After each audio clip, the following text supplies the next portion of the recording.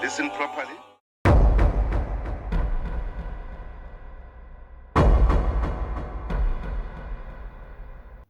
Hello again, troublemakers. You've just tuned into another round of chaos, controversy, and maybe a little bit too much spot stirring right here on the Footsack Files. So, before we get off the ground, I just have to comment on this recent news story.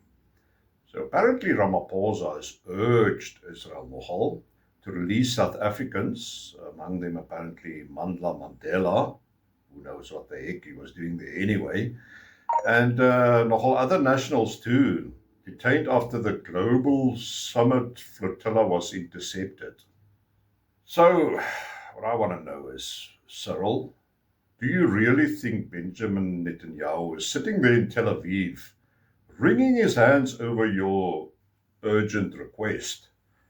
Please, man, on the world stage, you're not even a footnote. You're background noise. The man probably has to Google your name just to remember who you are.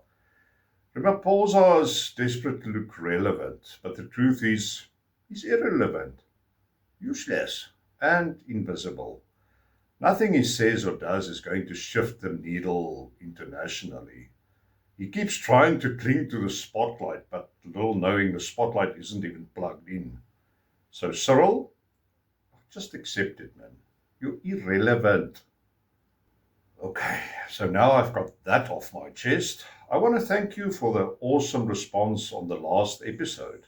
Your comments mean a lot, and I've picked a few to highlight here before we get started. Scorpion said, "My brother, they say Kill the Boer is a struggle song, but as far as my memory recalls, EFF was never in a struggle. So stuff the HR Commission. They're just another racist left-wing organization." I'm not going to argue with that. Ian Redeling said the SAHRC gets 260 million rand. 2/3 of this is paid in salaries. Well, I'm not surprised. They are a waste of time as they only selectively prosecute individuals, exactly what I said, especially whites. Not one black has been prosecuted. Kathy Anton said the US has now withdrawn their sponsoring of aid to these NGOs. Thank you, President Trump. But like Iran, when they get sanctioned and rebutted by other countries, they turn up their atrocities toward the vulnerable people on the ground. But we can expect worse. Okay. Johan Berger said, "Clean and beautiful, that flag they despise." Well, they do despise it. A banner depicting excellence. The one with the chicken foot. Okay, first I've heard that one. Depicting decay, corruption, racism, and genocide. The list is endless. Well, Yaku, I hope you're not going to get both of us in trouble. But if I'm going to stand in front of the feared SAHRC, you're going to stand next to me, okay? Michael said, "You forgot how they targeted Ronaldo as well." Well, Michael, you're absolutely right. I actually can't believe I didn't mention Ronaldo Goes too. He's is one of the most recent and prominent examples. Pierre Moret said, "A dysfunctional organization whose only place is in a trash can." Well, Pierre, I can't agree with you more. And Jacques Milan said, "Thanks." Well, Jacques, and I say thanks for your super thanks donation. Seriously, that means a lot. And welcome to Predrag Saint Germain as a new member. Well, I hope I nailed the pronunciation, but hey, if I didn't, I'll just say it with confidence and hope nobody notices. All right, that's as far as the comments go for today. Please remember, I'm not lying. I read every single one, and I really appreciate you taking your precious time to share your thoughts. So please keep them coming. Now, let's get back to today's episode where we're diving into a topic that's not just about South Africa, it's about the global balance of power. Simonstown Naval Base, the single most important patch of waterfront real estate in the entire Southern Hemisphere. Why? Well, because if the Red Sea shuts down, when the Suez Canal is blocked, When oil tankers and cargo carriers can't go through the Middle East, well, guess where every ship goes? Around the Cape of Good Hope. And sitting right there, watching those sea lanes, is Simonstown. Well, Simonstown isn't just another base. It's a natural deep water harbour, built up by the British in the 1700s, once the heart of the Royal Navy in Africa. Just an interesting bit of information, or history. Back in 1955, Britain and South Africa struck a deal. Britain handed over control of Simonstown Naval Base, but in return, South Africa agreed to maintain it as part of the Western Defence System. The whole point was to protect the Cape Sea route, the vital stretch where the Atlantic meets the Indian Ocean, especially if the Suez Canal was blocked, which of course it often was.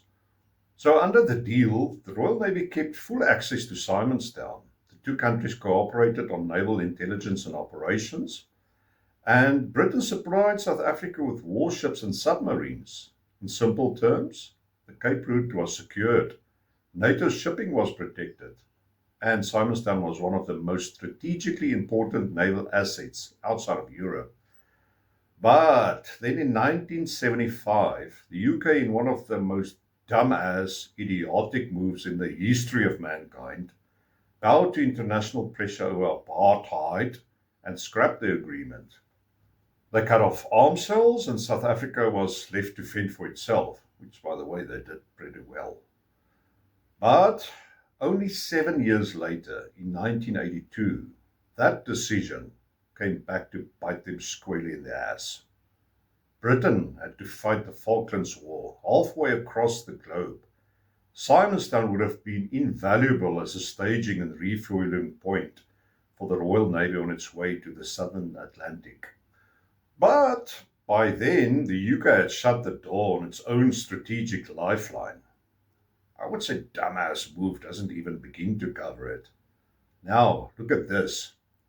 A May 1982 media report stated South Africa is dusting off its welcome mat for any friendly Western nation that would like to share its Simonstown naval base. It hopes the Falklands War will prod Britain and others operating in the South Atlantic to look again at the strategic value of the Cape of Good Hope. The report further went on to say, and please excuse the humming in the background, it's probably some kind of pilot being trained by the South African Air Force, definitely on a Cessna single-engine propeller thing, because they don't have any Gripens flying.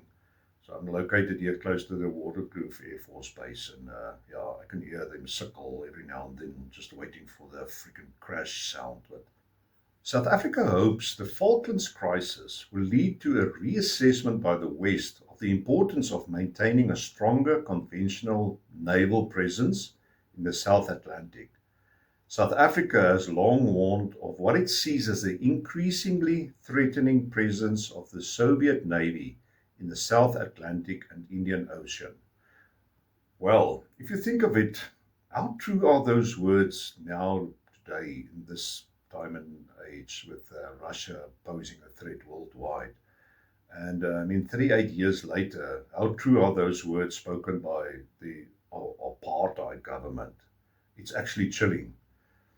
But now, as I often do, it's time to pose one of my dumb questions. So why the freaking hell did Margaret Thatcher or Ronald Reagan not grab this opportunity when they were presented with it? Especially considering they were not anti-South African at the time. I mean, had President Ronald Reagan, for instance, grabbed the opportunity back then, the United States would probably still have had control over Simonstown today. I doubt they would have ever given up on such a massively strategically important asset, no matter who came into power in South Africa. It would have kept control even inside a now hostile country, just as they did with Guantanamo Bay in Cuba. By the way, I always chuckle when I watch any news report about Guantanamo Bay, thinking how painful it must be for the freaking despicable Cubans, having a US base on their home soil and not being able to do anything about it. Sorry, Cyril, I didn't mean to offend your base buds. Okay, no, I did. And the consequences of that mistake by Britain and America today? The very base once designated to keep the Soviets out has now hosted Russian vessels like the Lady R. The circle of irony couldn't be more complete. For decades, the Simonstown Agreement ensured the West had guaranteed access. Well, maybe President Trump should be looking into this and strike a great deal with the Western Cape. Okay, maybe only once it's a republic, of course. But I wonder what would happen if President Trump really takes an interest in Simonstown, like he did with Greenland and the Panama Canal. Remember what he said? But I wonder what would happen if President Trump really takes an interest in Simonstown, like he did with Greenland and the Panama Canal. Remember, he said we need Greenland for our national security and for international security. Just look at this. Very important. We need Greenland, very importantly, for international security. We have to have Greenland. It's not a question of, do you think we can do without it? We can't. If you look at Greenland right now, if you look at the waterways, you have Chinese and Russian ships all over the place. And we're not going to be able to do that. We're not relying on Denmark or anybody else to take care of that situation. And we're not talking about peace for the United States. We're talking about world peace. We're talking about international security. And right now, you look at it, you have warships all over the place going through right along Greenland. We're not going to let that happen. We cannot let that happen. Or if it's going to happen, we have to be protective of our country. And he also stated during another press briefing at the White House, they will get it one way or another. Interesting. So fast forward to today, the Houthis shut down the Red Sea, Suez becomes a no-go, and guess what happens? Ships reroute around the Cape. Tens of millions of barrels of oil, billions in cargo containers, all suddenly passing South Africa. That's when Simonstown becomes the only thing standing between secure seas and chaos. It's not optional, it's freaking essential. Now, you'd think South Africa would treat this base as its crown jewel, right? Wrong. Since 1994, the Navy has gone from a respectable regional force to, well, let's be honest, a floating joke.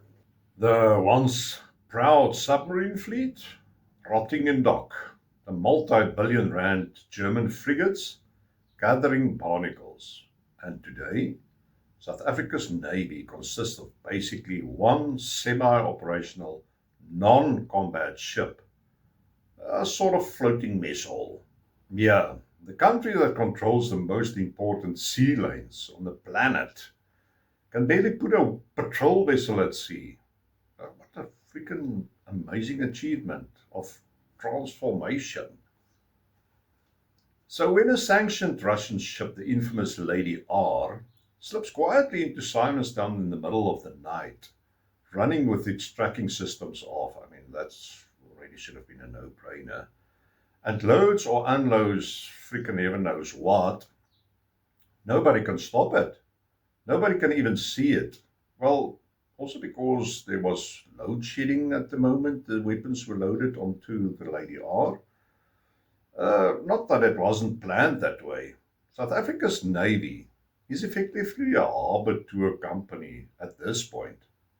This isn't hypothetical. Russia and China have already conducted military drills with South Africa. But that was with South Africa's only ship that served as a mess hall for all the Chinese and Russian soldiers. Serving KFC because the kitchen stove it was broken. In 2023, Russia sent the Admiral Gorshkov, equipped with hypersonic missiles for joint exercises. Translation: a geopolitical middle finger to the West. And the Lady R incident proved Simonstown can be used for clandestine sanctions busting. If Russia or China ever got a formal foothold here, the US and NATO would be forced to treat the Cape as enemy-influenced waters. So imagine if the Middle East routes are cut again. Every tanker, every container ship diverts past Cape Point. Simonstown becomes the choke point for protection. But imagine a Chinese destroyer escorting global commerce there. You think that's far-fetched? I would think again. Also, 9 major subsea internet cables land in the Western Cape. If Russia or China has access to Simonstown, they can shadow, tap, or sabotage those lifelines. Russia uses a shadow fleet to move around oil around sanctions. Simonstown can easily become their gas station if the ANC government looked the other way, or it often do. So let's be blunt. The US cannot allow Simonstown to drift into Russian or Chinese influence. Period. Washington will draw red lines and make it crystal clear to Pretoria. No Russian or Chinese basing rights. No select arms shipments. Definitely no Lady R 2.0. And here's the irony. The Western Cape government is pro-Western and pro-Ukraine, also pro-trade. Yet, the national ANC government plays prostitute with Moscow and Beijing, often caught in the middle of a threesome. Washington could quietly deepen ties with the Western Cape to ensure that if Pretoria sells out, the Cape doesn't. Well, on that note, influential voices like Rob Hershoff and others, like myself, have argued that for the US Embassy in Pretoria to be moved to Cape Town, just like America did when they moved their embassy from Tel Aviv to Jerusalem, I would say it made a powerful point and would do so here too. And here's the kicker. You've got a Western Cape government that looks west, values trade, and knows the economy depends on those shipping lanes. But the national government, pro-Russia, pro-China, and willing to let sanctioned vessels creep into the most important naval base on the continent. So the fate of Simonstown sits in this bizarre tug of war, a pro-Western province, first to tolerate a pro-Russian national government, controlling a base that could decide the next global conflict. So, here's the truth. Simonstown is not just South Africa's problem, it's the world's. Whoever controls that base controls the safety of the sea lanes, the security of internet cables, and the tempo of global conflict. And right now, South Africa has proven it cannot be trusted to guard the keys. Well, here's my scary prediction. With the way things are unfolding now, especially with the Chinese and especially the Russian aggression getting more bold, I predict Simonstown will soon become a bone of contention, especially considering the recent moves against NATO countries by brain-dead war criminal Vladimir Putin. Mark my words, and just to remind you, this is what I wrote in my second book in October 2024. Listen properly, because I'm going to brag about it. I wrote, the South African ambassador was unceremoniously expelled from Washington. Okay, so what happened 5 months later? Have a look here.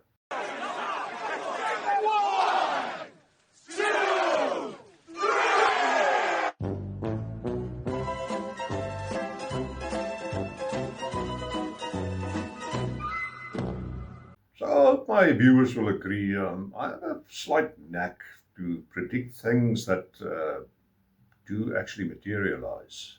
There's a few other things that I also predicted and that I'm sure are also going to materialize, like closing of US embassies, consulates, and I'll get to that later.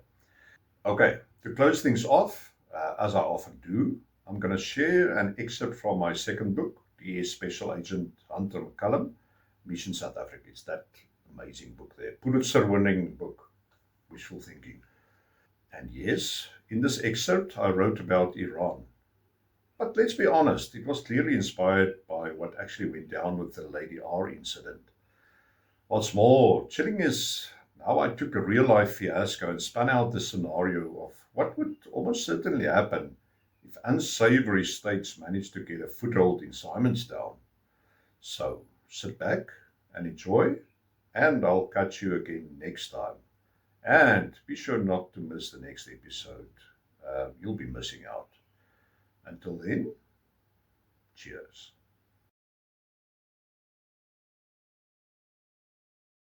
We started tracking the Iranian military cargo ship when it left Bandar Abbas, where the Iranian Southern Fleet is based.